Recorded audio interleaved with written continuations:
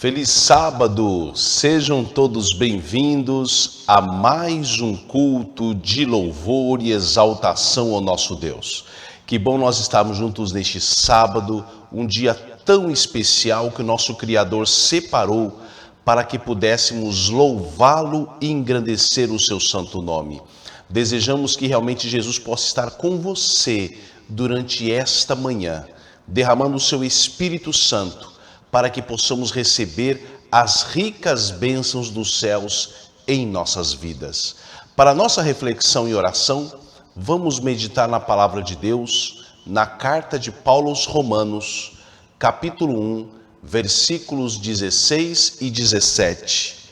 A palavra de Deus diz assim: Pois não me envergonho do Evangelho, porque é o poder de Deus para a salvação de todo aquele que crê, primeiro do judeu e também do grego, visto que a justiça de Deus se revela no Evangelho de fé em fé, como está escrito, o justo viverá por fé. Amém. Meditando nesse pensamento sagrado, nós vamos aqui nos ajoelhar. Você também se coloca em posição de reverência, se puder, e vamos neste momento falar com aquele que é o caminho, a verdade e a vida, o Senhor Jesus. Querido Salvador Jesus, muito obrigado pelas tuas bênçãos, pela oportunidade que o Senhor nos concede de neste santo dia estarmos entrando nos lares através da tua palavra. Que o Senhor possa estar conosco, dando-nos o poder do Espírito Santo, para que possamos compreender as importantes verdades que o Senhor tem para as nossas vidas. É o que eu te peço e te agradeço, em nome de Jesus. Amém.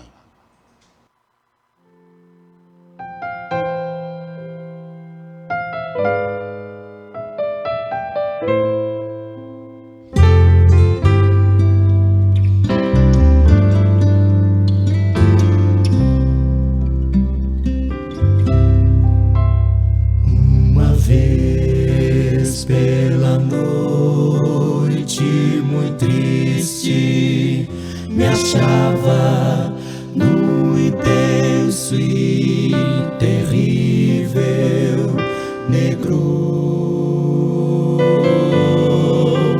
e ao sentir-me tão só, eu clamei: ó Pai, não escondas teu rosto de amor. Minha mão em tua mão quero ter ao seguir daqui ao distante lá. Vem guiar com teu amor pra junto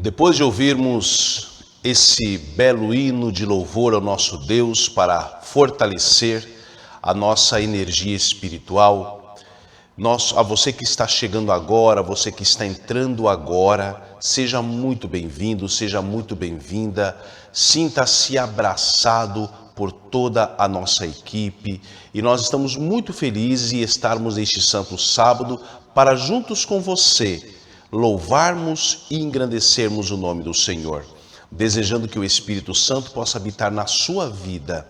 E não se esqueça de ajudar a propagar a mensagem do Evangelho. Não se esqueça de dar o seu like. Seu like é muito importante, porque quanto mais likes nós recebemos, mais o YouTube espalha o nosso conteúdo. Já deu o seu like? Não deu ainda? Clique agora nessa mãozinha que aparece aí, para que o YouTube espalhe o nosso conteúdo. Não se esqueça de compartilhar o link dessa transmissão. Então compartilhe, coloca nos seus grupos do WhatsApp, do Telegram, para que mais vidas sejam impactadas. E não se esqueça de se inscrever no nosso canal, ativar o sininho para receber todas as notificações. Nós chegamos a um momento todo especial da nossa escola sabatina, porque neste momento nós iremos mas nós iremos relembrar a lição que nós estudamos durante a semana. Durante esse trimestre, nós estamos estudando sobre lições da Epístola de Pedro, primeira parte. Então está aqui a nossa lição, lições da Epístola de Pedro, e nós vamos relembrar a nossa lição já estudada durante esta semana. A nossa lição vem falando sobre a palavra de Deus. A gente ouve muito esse termo nas escrituras sagradas, de diversas partes, o tema palavra de Deus. Mas o que vem a ser verdadeiramente, em sua essência, a palavra de Deus? O nosso texto reflexivo está em 1 Pedro 2,2. Desejai afetuosamente como meninos novamente nascidos o leite racional, não falsificado, para que por ele vades crescendo. Então aqui o apóstolo, ele deixa bem claro que conforme nós vamos entendendo e compreendendo a palavra de Deus, a gente precisa de algo mais forte, de algo mais sólido. Não ficar apenas na papinha espiritual, mas precisamos de um alimento com mais fibra espiritual para compreendermos a palavra de Deus. O nosso pensamento central diz assim: a palavra de Deus é semente. Toda semente carrega um princípio germinativo que envolve a vida da planta. Portanto, a vida na palavra de Deus. Que mensagem importante. Então aqui diz que na palavra de Deus existe vida. Vamos para o nosso primeiro tópico, um requisito necessário. O que é um requisito? Quando você começa a trabalhar em uma firma, em uma empresa, quando você vai na entrevista de emprego, então a empresa passa para você os requisitos da empresa. O que são os requisitos? São os regulamentos, são qualificações que você precisa ter para trabalhar na empresa. A empresa olha o seu currículo é interessante, atende à necessidade, e a empresa diz: olha, o seu horário de entrar é 7 horas da manhã, seu horário de sair é 5 horas da tarde. Então a empresa, são requisitos que são estabelecidos. E Deus também estabeleceu alguns requisitos, uma condição obrigatória. Jesus apresentou, de acordo com a pergunta A, uma condição obrigatória aos seus ouvintes. Qual é a condição obrigatória? Mateus capítulo 18, verso 1 a 3 diz assim: naquela mesma hora chegaram os discípulos ao pé de Jesus, dizendo: quem é o maior no reino dos céus? E Jesus, chamando o menino, o pôs no meio deles e disse: em verdade vos digo que se não vos converterdes e não vos fizerdes como meninos, de modo algum entrareis no reino dos céus. Em outras traduções, fala, se não vos tornardes como crianças. Então, uma condição obrigatória que Jesus apresentou aos seus ouvintes é a humildade. É que nós precisamos ser humildes como uma criança. Sermos simples como uma criança. Para a gente entender a palavra de Deus, que são verdades de vida para a nossa vida espiritual, nós precisamos ser como criança. A criança não sabe falar, mas ela vai se desenvolvendo e vai aprendendo a falar. E na vida espiritual não é diferente. Nós precisamos aprender a palavra de Deus, mas para a gente aprender, a gente precisa ser como uma criança, com o coração limpo, disposto a assimilar tudo aquilo que a palavra de Deus nos apresenta. Aqui no último parágrafo do comentário da nossa lição, então aqui diz que a palavra destrói a natureza natural e terrena e comunica uma nova vida em Cristo Jesus à semelhança divina. Então, a palavra de Deus destrói nossa natureza e coloca em nós uma nova natureza, que é a natureza divina. Nosso segundo tópico, comparando o eterno com o terreno incorruptível. E então aqui o apóstolo Pedro cita algumas palavras proféticas para falar da fragilidade da vida humana. E vem a grande pergunta, quem somos nós? Então, a Bíblia diz aqui, porque toda a carne é como a erva, e toda a glória do homem como a flor da erva. Secou-se a erva e caiu a sua flor. Então, o apóstolo compara a vida do homem como uma erva. A erva nasce, cresce, se desenvolve e morre. E aqui o profeta Isaías também falou isso no verso 7 e 8. Seca-se a erva e cai a flor, soprando nela o Espírito do Senhor. Na verdade, o povo é a erva. Seca-se a erva e cai a flor, porém a palavra de nosso Deus subsiste eternamente. Então nós vemos aqui através da palavra de Deus que nós somos comparados a uma erva. A gente nasce, cresce e um dia morremos. A vida do homem é comparada a isso, a uma erva. Pergunta B. Como a Bíblia compara a vida humana e por quê? Queridos, Tiago capítulo 4, verso 14 diz que a nossa vida é comparada a um vapor. Então, por que é a nossa vida? É um vapor que aparece por um pouco e depois se desvanece. Então, a nossa vida é comparada dessa maneira, a um vaporzinho, o vapor aparece e desaparece. Assim é a nossa vida. Anos atrás eu era criança, agora já sou adulto. Olha só, o relógio da vida não para. Então, a nossa vida é curta, é como um vapor. Aqui diz que não temos tempo a perder. Não sabemos quando o nosso tempo de graça encerrará. Na melhor das hipóteses, temos apenas uma breve vida aqui.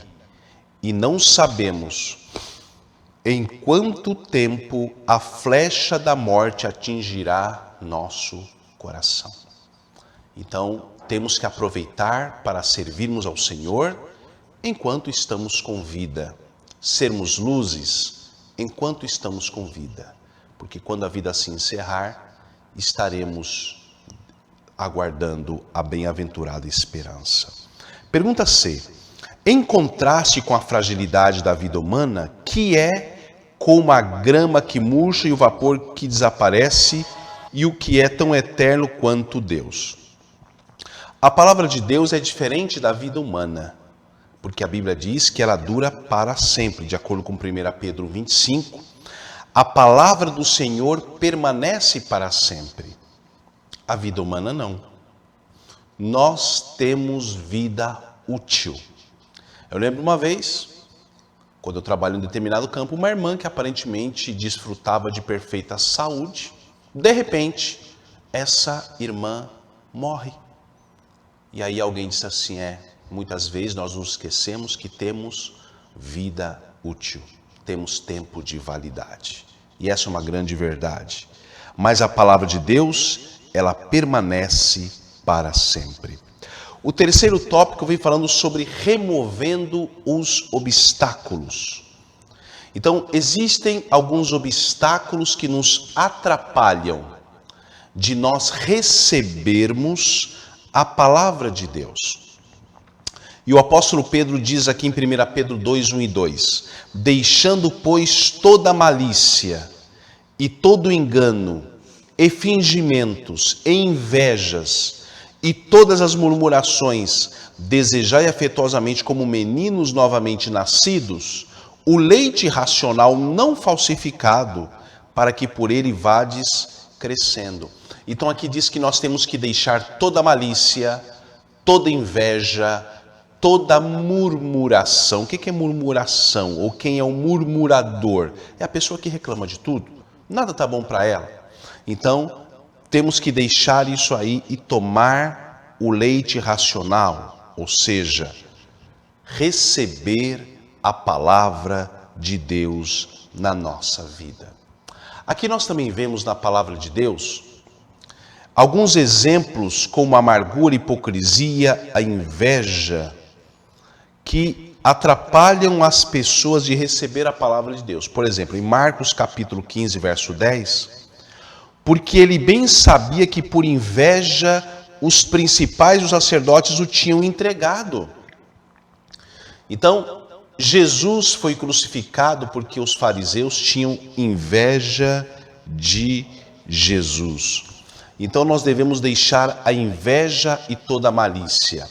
A inveja não é apenas uma perversão do temperamento, mas um distúrbio que perturba todas as faculdades.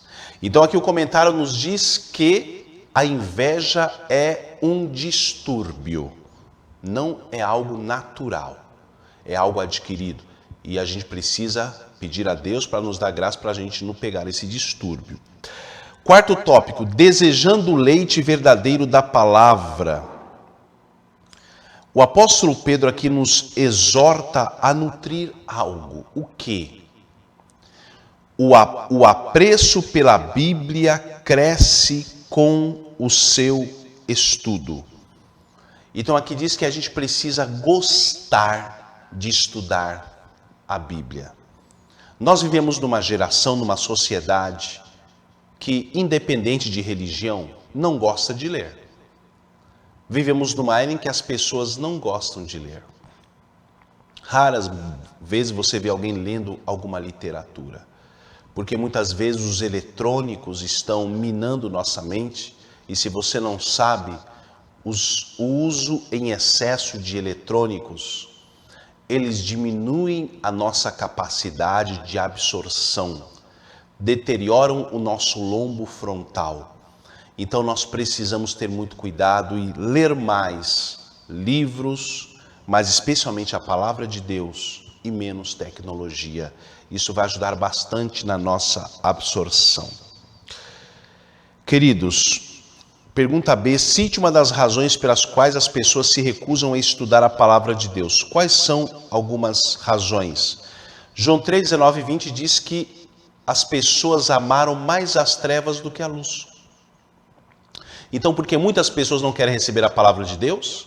Porque gostam mais das coisas deste mundo, gostam mais dos lixos do mundo, do que receber a palavra de Deus em suas vidas. Pergunta C. Em qual ocupação muitos filósofos de Atenas gastavam todo o tempo que tinham? E que problema semelhante enfrentamos hoje, especialmente com o uso excessivo da internet e das redes sociais? Olha que entrou num assunto muito importante, no ponto sensível da nova geração. Então, a palavra do Senhor nos diz aqui que muitos dos atenienses, eles dedicavam tempo estudando filosofias e literaturas que não estavam de acordo com a palavra de Deus. Aqui diz ainda: mas se ainda o nosso evangelho está encoberto, para os que se perdem está encoberto, nos quais o Deus deste século cegou os entendimentos dos incrédulos, para que lhes não resplandeça a luz do evangelho da glória de Cristo, que é a imagem de Deus. Então muitas pessoas estão tão cegadas pelas coisas deste mundo que não estão dedicando suas vidas à palavra de Deus. Aqui diz assim: ó, que os jovens reflitam sobre a influência que histórias emocionantes têm sobre a mente. Após tal leitura, vocês conseguem abrir a palavra de Deus e ler as palavras da vida com interesse? Vocês não acham o livro de Deus desinteressante? Não é isso que está acontecendo nos dias de hoje? O livro de Deus tem se tornado um livro desinteressante. Não tem feito parte, muitas vezes, de nossa prioridade de vida. A gente lê um monte de recadinho na internet, nas redes sociais, no Instagram, na Facebook, Telegram e outras plataformas, mas e a palavra de Deus a gente não lê. Aí vira não espiritual. Aí começa a fazer coisas que não estão de acordo com a palavra de Deus. Por quê? Porque não tem alimento espiritual diário. Então cuidado com essa internet. A internet pode ser uma bênção para a propagação do evangelho, como essa ferramenta que a gente usa, mas pode ser uma maldição se você não souber usar. Último tópico: crescendo espiritualmente. O que se torna impossível se não continuarmos sendo estudantes dedicados da palavra de Deus. Antes crescei na graça e conhecimento de nosso Senhor e Salvador Jesus Cristo. O que se torna impossível? Crescer na graça. Crescer na graça e no conhecimento. É impossível se você não ler a Bíblia. Última pergunta: em que perigo estão aqueles que provaram que o Senhor é bom, mas negligenciaram a palavra de Deus ao coração? Qual é o perigo? Então aqui diz: porque é impossível que os que já uma vez foram iluminados e provaram o dom celestial e se tornaram participantes do Espírito Santo e provaram a boa palavra de Deus e as virtudes do século futuro e recaíram, sejam outra vez renovados para arrependimento, pois assim quanto a eles de novo crucificaram o Filho de Deus e o expõem ao vitupério. Então aqui diz que aqueles que provaram a palavra de Deus, mas negligenciaram, estão crucificando Jesus novamente. Queridos, resumindo tudo isso, quais são as lições que nós aprendemos? Que nós precisamos estudar a palavra de Deus, que nós precisamos nos alimentar dela, que ela precisa fortalecer a nossa fé, que o Senhor nos abençoe, nos dê o Espírito Santo para isto. Amém. Chegamos ao momento todo especial do nosso culto, que é o momento da gratidão. Quantas bênçãos Deus tem derramado sobre as nossas vidas, sobre a minha vida, sobre a sua vida, sobre a vida da sua família. Agradecemos a Deus por proporcionar este meio de comunicação para levar a sua palavra. E para chegar a lugares mais distantes, nós precisamos da sua ajuda, da sua contribuição. A sua oferta, o seu dízimo, a sua primícia, são muito importantes para a divulgação do Evangelho. Nós falamos aqui direto de Rondônia, na cidade de Ji-Paraná, onde fica essa mini central de transmissão. Ainda existem muitos projetos para serem feitos. A geografia do nosso campo é muito grande, inclusive eu viajo muito. Os nossos missionários também viajam às vezes grandes distâncias, enfrentam ruas de chão para visitar as pessoas, porque nós temos uma região geográfica bem extensa e a sua ajuda é muito importante para levar o Evangelho. Neste momento nós vamos ouvir um hino de louvor a Deus, vai aparecer a nossa chave Pix, vai aparecer o nosso QR Code também e você escolhe a melhor maneira de dar a sua contribuição. Mas não se esqueça da gente, não se esqueça do campo de Rondônia e Acre, ao qual esta instituição administra, para que através da sua ajuda possamos ter condições de levar a palavra de Deus cada vez mais longe. Vamos ouvir um hino enquanto fazemos a nossa contribuição.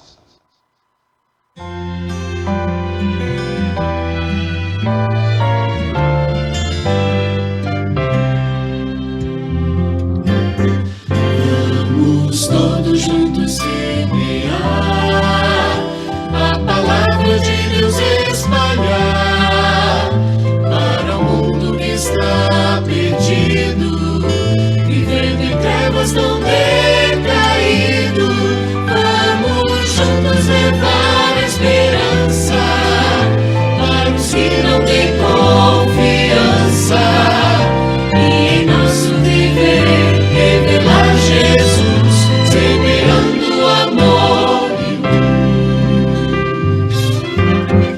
Vamos todos juntos semear, boas novas sempre anunciar, levando paz e alegria, com o céu fazemos parceria. Vamos juntos levar esperança para os que não têm confiança, e em nosso viver revelar Jesus, semeando amor e luz. Vamos juntos levar esperança para os que não têm confiança, e em nosso viver revelar Jesus, semeando amor e luz.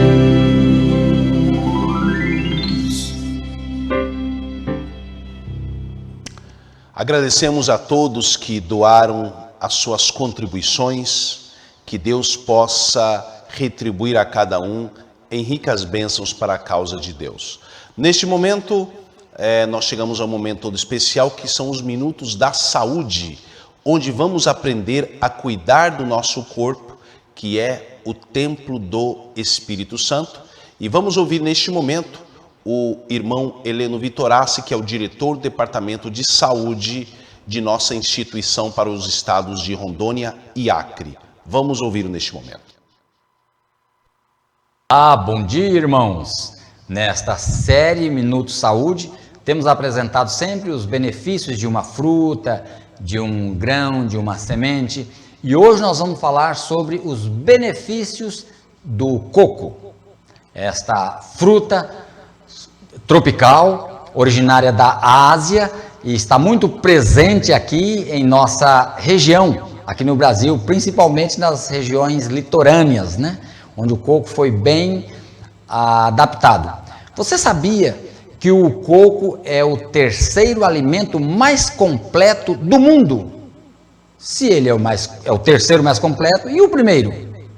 É o leite materno. E o segundo? É o ovo de galinha. É o terceiro alimento mais completo. E o terceiro é coco. Coco seco, né? Quando se fala que é o mais completo, é o terceiro mais completo, se trata da castanha do coco maduro. O coco seco, irmãos, ele tem muitas propriedades benéficas. E nós vamos citar aqui algumas delas. Mas antes de falar do coco seco, nós vamos falar daquele que é mais preferido, que é mais usado. Vamos falar sobre a água do coco, né? Ele é excelente hidratante e reidratante. É rica em sais, minerais, em muitos nutrientes. Ele é rica em vitaminas, sais, proteção e renovação de células responsáveis pelo envelhecimento. A água de coco ela pode ser usada no cabelo, na pele, mas principalmente internamente, né? Ela auxilia na regulação do sistema digestivo. É um excelente isotônico para os esportistas. Manutenção e equilíbrio do sal e da água do corpo. Não somente ao ser humano, mas até aos animais. A água de coco tem muitos benefícios. Você sabia que o coco é uma das maiores sementes? O coco é uma semente. Ali ele tem dentro de si toda a sua informação genética. Quando você vê um grande pé de coco que tem bastante cachos, ele tem raízes profundas, o seu tronco, toda aquela informação genética, toda aquela estrutura veio de um DNA contido lá dentro do endosperma, que ela inicialmente é líquida, é água de coco, né? E depois ela vai se amadurecendo e aí se torna em uma castanha saborosa, e ali ela começa então a germinação de um pé de coco. A água é um repositor hidroeletrolítico, a água do coco, combate diarreia, desidratação, vômitos, porque contém muitos sais minerais como potássio, cálcio, magnésio, ferro, cloro, fósforo, mas o mais importante é a castanha do coco, né? Como já falamos, a endosperma. Ele contém ácidos graxos poliinsaturados, que levantam a imunidade, muito útil na cicatrização de machucados, de feridas, de inflamações. O óleo do coco é remédio para o coração. Ele mantém o coração batendo, produz a energia para o disparo do coração, né? Ele mantém a saciedade, mantém o intestino em bom funcionamento, é indicado para casos de intestino preso, para a pele, por ser rico em vitamina A, vitamina C e vitamina E. Ele é antioxidante, a castanha do coco. Ele retarda o envelhecimento celular, portanto, o envelhecimento precoce das pessoas, né? Tem um quesito aqui, é muito forte. Não se pode comer muita castanha de coco, porque vai pesar no processo digestivo, muito gorduroso, muito óleo. Não se deve comer mais que 40 gramas de coco seco numa refeição, viu? Não se deve comer mais que isso. Em jejum, o coco seco é vermífugo, ele espanta parasitas do intestino. Da castanha do coco se faz diversos pratos. Se pode fazer farinha, o leite de coco, você pode cortar umas fatias e saborear, mastigar lentamente. Essa massa fibrosa do coco é muito boa e fortalece o estômago, é boa para a digestão. E agora eu quero dar aí uma receita que você pode fazer em casa, usando a massa do coco, mas você vai despejar ele sobre umas bolinhas. É a tapioca granulada. Essa tapioca granulada se compra na feira. Então aí está a receita. Você não precisa anotar agora, você pode buscar no link depois e pegar essa receita depois lá no link. Um coco seco descascado. De preferência que você não mande o seu esposo descascar, viu? Porque lá em casa eu não consegui escapar. Foi eu que descasquei a castanha do coco. 1 litro de água natural. Não pode ser água gelada, aqui está o segredo. A água tem que ser água natural, senão ela desprende a gordura e vai colar nas paredes da vasilha, né? 1 colherinha de chá de sal. 3 colheres de sopa de açúcar demerara. Bater tudo bem batido no liquidificador. Aspergir aquela batida sobre 500 gramas de tapioca granulada. Isso aí você acha na feira ou nas lojas de produtos naturais. Faça essa mistura e deixa descansar por 2 horas. Depois das 2 horas, o que vai acontecer?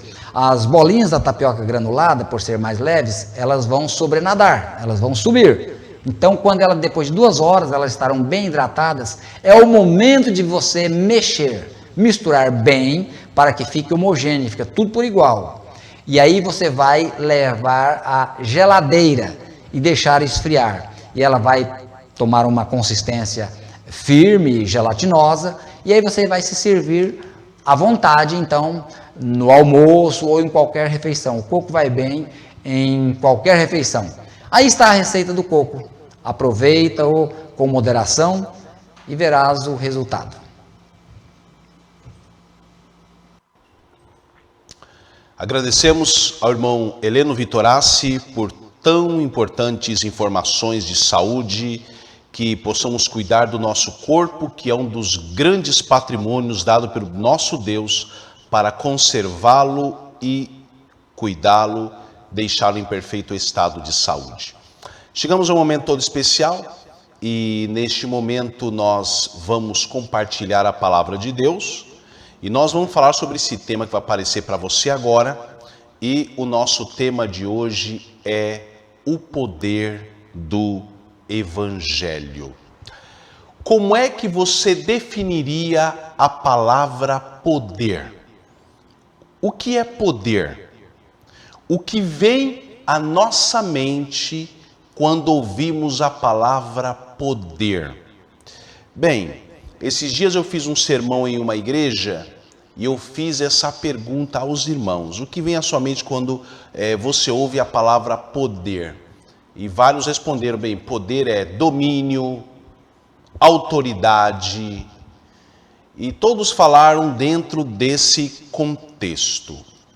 Existem algumas pessoas que não podem ter o poder nas mãos. Por que eu falo isso? Porque nós temos registros na história de pessoas que não estavam preparadas para receber o poder. Por exemplo, nós temos o exemplo de Alexandre o Grande, um grande imperador, considerado um grande imperador, mas não estava preparado para receber o poder. Matou muita gente, destruiu muitas vidas, tudo para ficar no pináculo do poder. Poder é exatamente isso, domínio. Você vai ver numa próxima imagem, vai aparecer domínio. O que é o domínio? É uma pessoa controlando a outra. Isso se chama domínio. Então, algumas pessoas querem dominar as outras. Por exemplo, existem alguns países, e Deus queira que o nosso país também não vire isso, existem alguns países em que as autoridades controlam os seus cidadãos de forma impositiva. Por exemplo, existem alguns países em que a Bíblia não pode entrar. Existem países que, se você entrar com a Bíblia, você é morto, você é preso, você é decapitado, você paga sérias multas.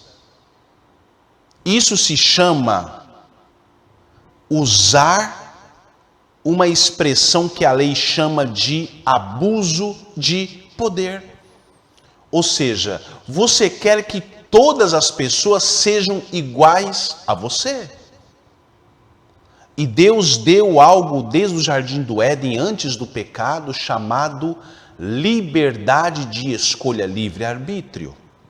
Ou seja, mesmo eu tendo princípios e fundamentos que eu acredito, e se existem pessoas que não acreditam na mesma fé, na mesma convicção que eu preciso respeitar.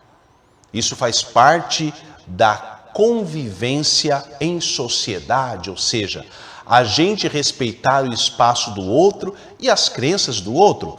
Você pode conversar com as pessoas, mostrar seu ponto de vista, quem sabe através do consegue convencê-las a mudar de posição. Isso é algo natural e permitido dentro de uma democracia. Mas existem lugares em que isso não é permitido. Então, eu conheço até um país da Europa, por exemplo, não vou citar o nome, em que se uma pessoa for pregar o evangelho para outra, você não pode convencer uma outra pessoa de mudar de religião. Quer dizer, um país em um continente chamado continente da liberdade, mas que é proibido fazer isso. Então, queridos, esse é o plano do diabo, dominar o ser humano. E na próxima imagem você vai ver alguém que foi referência do mau uso do poder, chamado de o monstro da humanidade. Quem foi este homem? Adolf Hitler.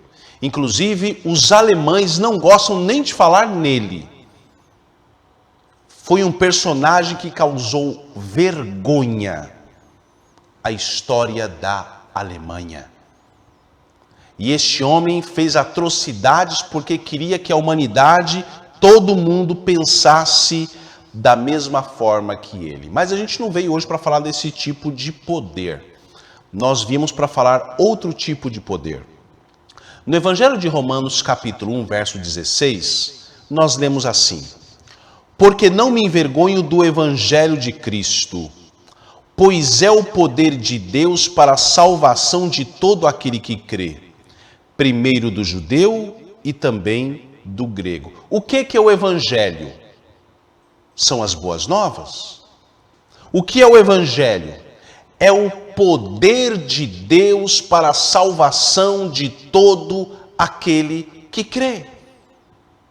O Evangelho é algo que está acima do homem, que a Bíblia denomina de o poder de Deus. Verso 17.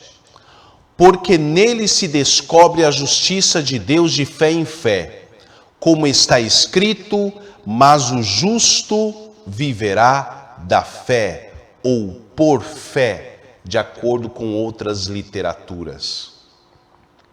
Queridos, nós temos a experiência de um dos maiores reformadores do século XVI, conhecido como reformador da Idade Média, e que influenciou também a Idade Moderna, Martinho Lutero.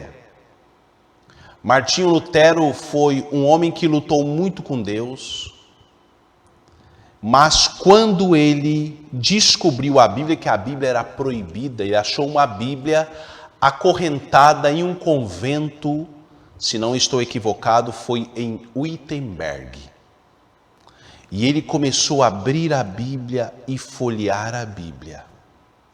E quando ele achou o Novo Testamento, as verdades sobre Jesus, ele ficou encantado, porque ele achava que Deus era um Deus ruim, um Deus punitivo, um Deus que estava com um chicote pronto para castigar o pecador. E lá ele encontra um Deus de amor. E aí ele entende que o Deus que a igreja pregava não era o mesmo Deus dele. E ele foi profundamente influenciado pela carta de Paulo aos Romanos. O poder de Deus é algo fantástico. O Evangelho, ele chegou aos lugares mais distantes do planeta Terra. O Evangelho chegou na China comunista. O Evangelho chegou em países da cortina de ferro. O Evangelho chegou a continentes, a tribos isoladas do planeta. O Evangelho chegou. Como é que Deus é maravilhoso. Queridos, o Evangelho chegou ao trono dos reis. Exatamente isso. O Evangelho chegou nos palácios. O apóstolo Paulo foi alguém que conseguiu entrar e pregar o Evangelho para a alta corte, a alta sociedade. O Paulo conseguiu ter acesso ao mundo político. Então foi um homem que realmente teve um grande impacto. Nós temos na Bíblia o exemplo de uma mulher.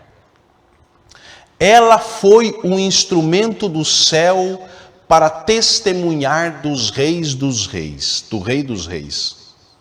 Então, quando Pilatos estava tratando do julgamento de Jesus, a mulher de Pilatos entra em cena e fala uma palavra no seu ouvido, que ficou registrada na história. Está em Mateus capítulo 27, verso 19. E estando ele assentado no tribunal, sua mulher mandou-lhe dizer: não entres na questão desse justo, porque num sonho muito sofri por causa dele. Então Pilatos não é inocente.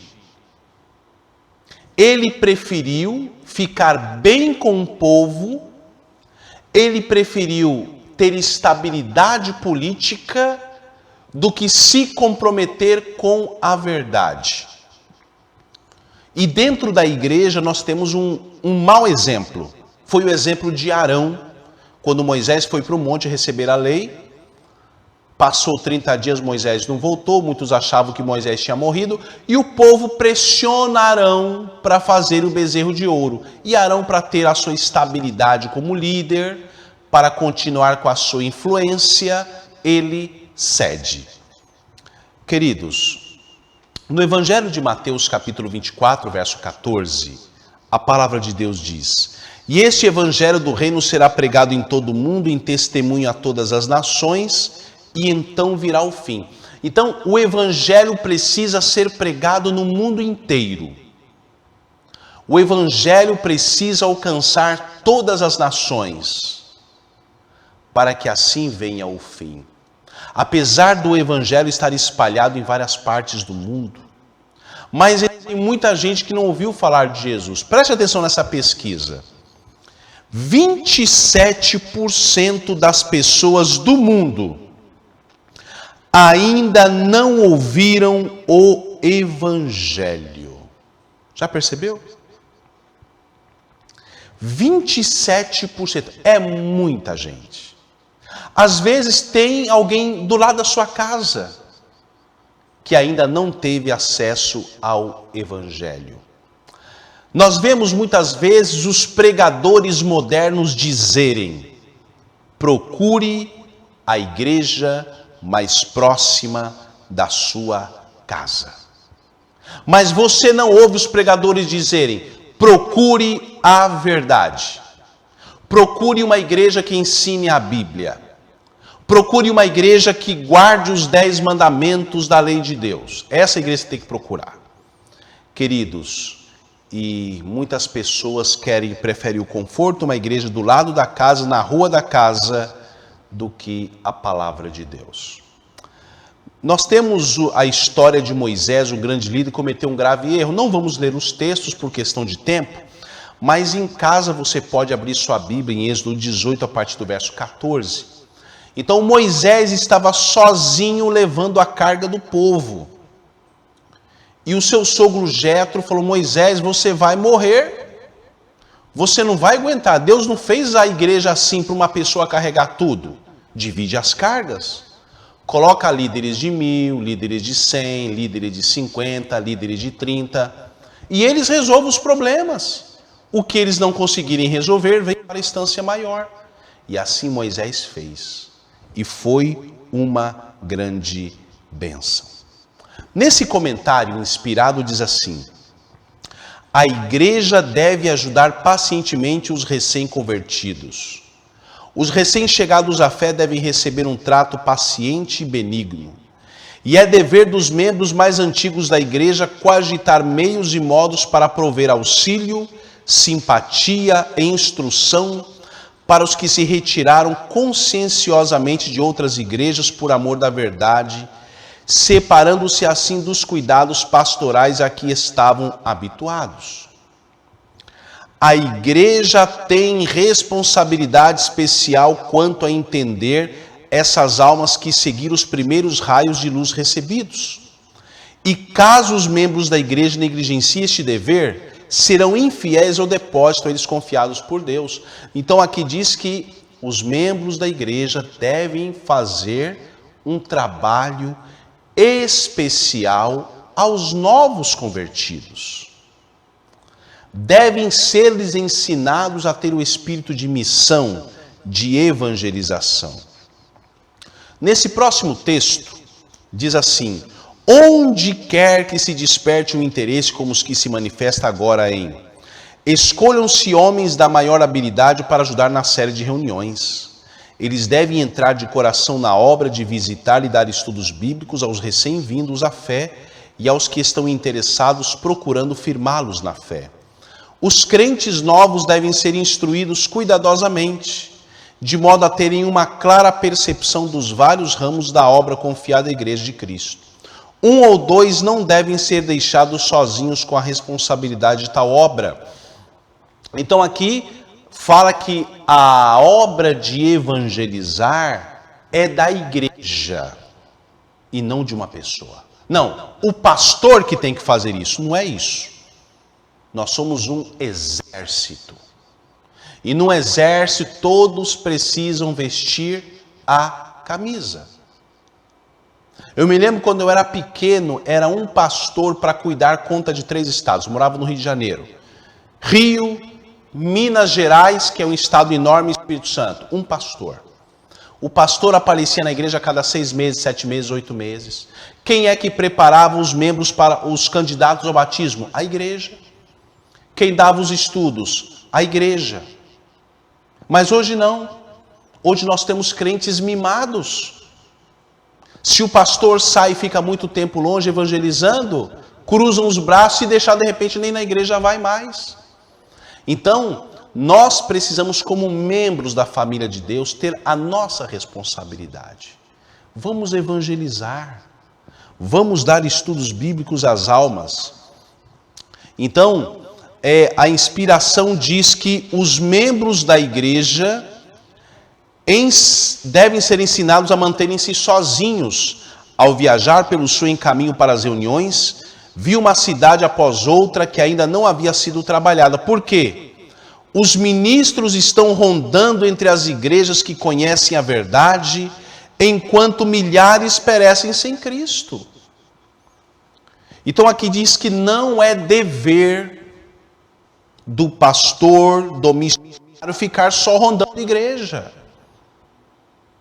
Quando chega nas assembleias, nas reorganizações da instituição, aí as igrejas maiores dizem, nós queremos um pastor exclusivo para nós. Por quê? Claro que é bom você ter um pastor na congregação, mas um pastor exclusivo. Por quê? Porque muitas vezes nós, como membros, eu me incluo, queremos fazer isso. Queremos ficar assim. Não queremos levar a carga do evangelho e queremos que um leve. Mas ele sozinho não vai conseguir. Então, eu e você precisamos ajudar o pastor da sua igreja a pregar o evangelho. Se você percebe que o seu pastor está em dificuldade, faça uma visita para o pastor. Em vez de ficar reclamando de um para outro, não, vá lá fazer uma visita para ele, ora com ele, fala assim, pastor, olha, eu quero te ajudar, eu quero que fosse. Então, esse é o nosso dever. Mas poucas pessoas fazem isso. Queridos, o próximo texto diz, se fossem dadas as devidas instruções, caso fossem seguidos os métodos apropriados, todo membro da igreja faria seu trabalho como membro do corpo, faria trabalho missionário cristão, mas as igrejas estão morrendo e querem um ministro que lhes pregue. Perceberam? Então aqui diz que a igreja está morrendo porque querem ter um pastor ali, exclusivo, só para pregar a palavra. E os membros ficarem muitas vezes tranquilos. Mas queridos, que nós possamos mudar os nossos conceitos. Deixe Deus conduzir sua vida de acordo com os planos que Ele tem para você. Que nesta manhã Deus nos dê o Espírito Santo, nos dê a sua graça, para que possamos receber as ricas bênçãos dos céus. Amém. Queridos, neste momento, nós vamos orar ao Senhor e vamos entregar todos os pedidos de oração, todos os pedidos do chat nas mãos de Deus. Vamos orar.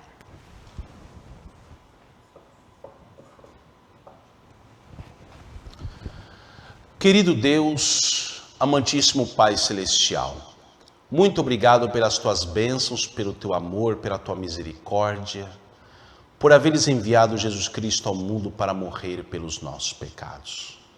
Neste momento entregamos diante do Senhor todos os pedidos de oração. O Senhor conhece as necessidades de cada um e sabe daquilo que mais precisamos. Também, Senhor Jesus, te entregamos as nossas vidas, que possamos ser verdadeiros missionários, que também possamos ter a missão como membros da igreja de cuidar do teu rebanho e zelar por ele.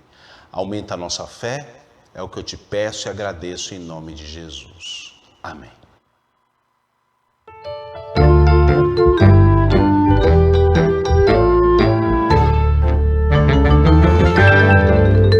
Paulo missionário viajante, fabricava tendas para se manter.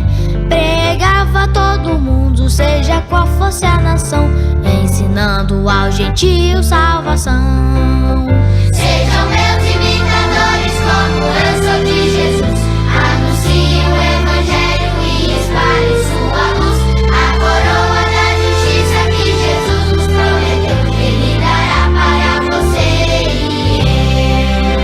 A mensagem ele deu em Antioquia, em Corinto e Tessalônica também. Pregava a todo mundo, seja qual fosse a nação, ensinando ao gentio salvação. Sejam meus imitadores como eu sou de Jesus.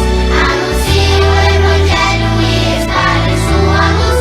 A coroa da justiça que Jesus nos prometeu, Ele dará para você e eu.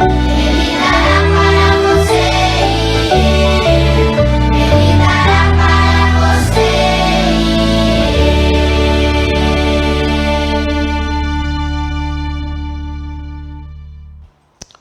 Queridos, neste momento nós estamos encerrando o nosso culto. Agradecemos a você que esteve conosco durante toda esta reunião, que Deus possa abençoá-lo ricamente. E nós vamos estar de volta na próxima semana e amanhã, domingo, vamos ter aqui um culto especial com o irmão Sênio Valenzuela. Ficamos por aqui, Deus te abençoe e até o culto de amanhã, se Deus quiser. Amém.